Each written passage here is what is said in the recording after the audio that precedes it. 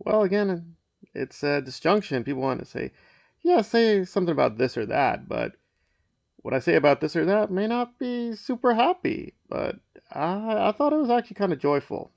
So I guess start off technically with bad news that I was applying to several programs and I did not get in. And I actually didn't mind that so much.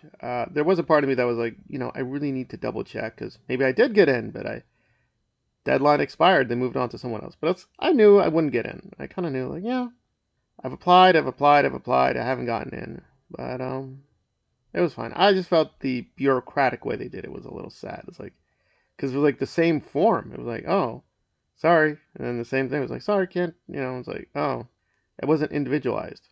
I'd been a very fanatical Michael Jackson fan growing up, and there was just reasons to revisit him because there's a biopic happening. I'm not going to do the full essay here, but to put it mildly, Michael Jackson's very controversial.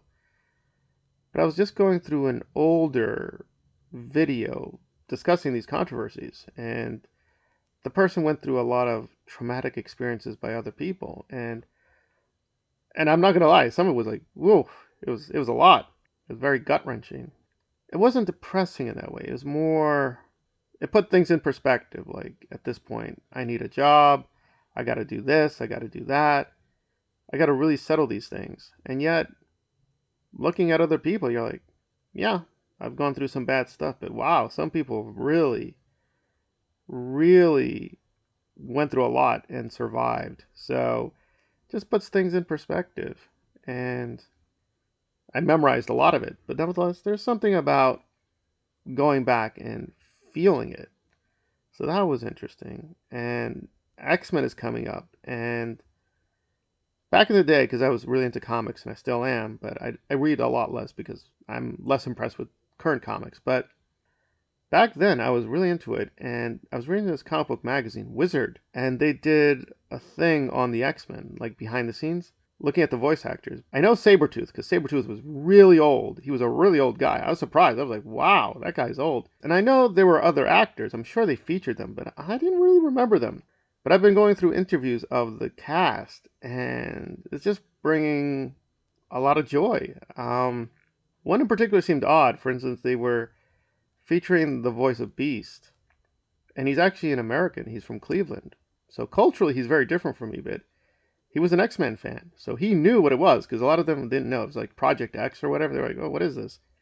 But he knew right away. He knew it was like, "Oh, it's this." And besides just the voice acting and the talent, and Beast is one of my favorite characters. I don't know. There's just something he said, and it just triggered me crying.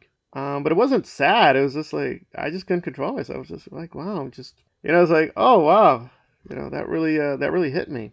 And I did get some good news because I don't know, there may be an opportunity coming up that I've been alerted to. If I get it, it could really help me a lot. So don't know. And I got news for something else. It's like, okay, maybe that's gonna work out too. I don't know. But then there are things I'm struggling with, like the Patreon thing, and just figuring that out. I'm just like, okay, how does this work? How does that work? That's been a bit of a muddle. But I can't lie, there were also some moments that were just so weird.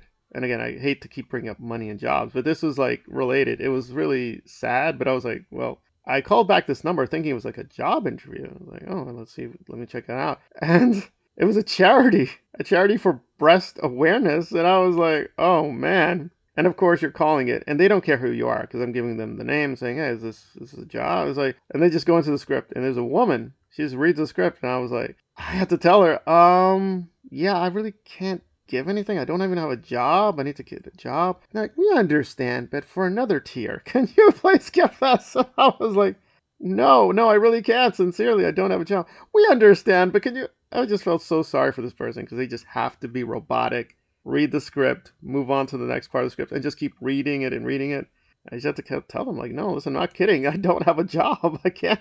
Like, I technically have a part time job, but that thing's like 1 hour, 2 hours. It actually pays well, but I'm not even joking. Like, last week I had 1 hour of work. That was it. And I even had to go to the job, and it turned out, oh, we canceled today. But I didn't feel bad, but I just did yeah, that messed up my schedule. So, a lot of reasons to feel sad, but I don't know. I I didn't feel that sad yesterday or even now because I was just looking back through these images and just remembering growing up with the 80s and 90s, and a lot of that culture is returning. Definitely the 80s has returned in a lot of ways, but the 90s is now receiving a lot more attention. And I don't know, I just feel not in a bad place too much because, you have arms, you have your legs, you can still see, and I'm getting older, I'm losing things, lost relatives, lost a lot of friends, but you do gain things. So it's a mixed bag, but mixed positive. So I'm making it sound very depressing. It's not. I'm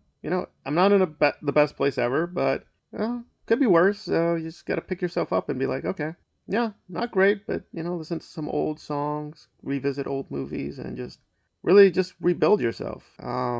But again, I don't want to overemphasize how good it is. I definitely do need to take care of a few things that I've been putting off. But at the end of the day, you're still here, you're alive, and a lot of people are not. And just small things like being able to drink water, just taste food, even not even cry, because at least you're alive. And a lot of people are not. So quite an interesting set of recent days. But again, people wanted, who are you? Who are you? I was like, well, those are typical days now. It's not great, not terrible. It's just those are the days.